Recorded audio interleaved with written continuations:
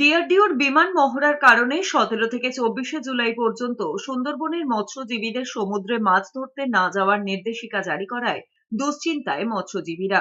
জানা গিয়েছে, দীর্ঘদিন যাবৎ মরশুমে বৃষ্টিপাত না হওয়ায় তেমন ভাবে লাভের মুখ দেখতে পারেননি মৎস্যজীবী থেকে শুরু করে মালিকরা।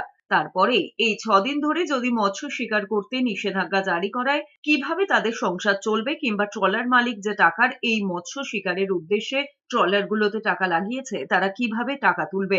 দুশ্চিন্তায় ভুগছে মৎস্যজীবী থেকে শুরু করে এই মৎস্যজীবী ট্রলারের মালিকরা। এ বিষয়ে কাকদ্বীপ ফিশারম্যান ওয়েলফেয়ার অ্যাসোসিয়েশনের সম্পাদক বিজন মাইতি জানিয়েছেন, সিজনের শুরুতেই তেমন একটা ভালো মাছ হয়নি বা মৎস্যজীবীরা মৎস্য শিকার করতে পারেননি। তার মধ্যেই আবারও এই 6 দিনের নিষেধাজ্ঞা জারি করেছে। এতে মৎস্যজীবীদের খুব সমস্যায় পড়তে হবে। এই সবে হচ্ছে ইলিশ মাছটা দেখা দিয়েছে। তো এখন যদি আবার সেই 6 দিন ফিশিং বন্ধ থাকে তো মৎস্যজীবীদের তো অপূরণীয় ক্ষতি।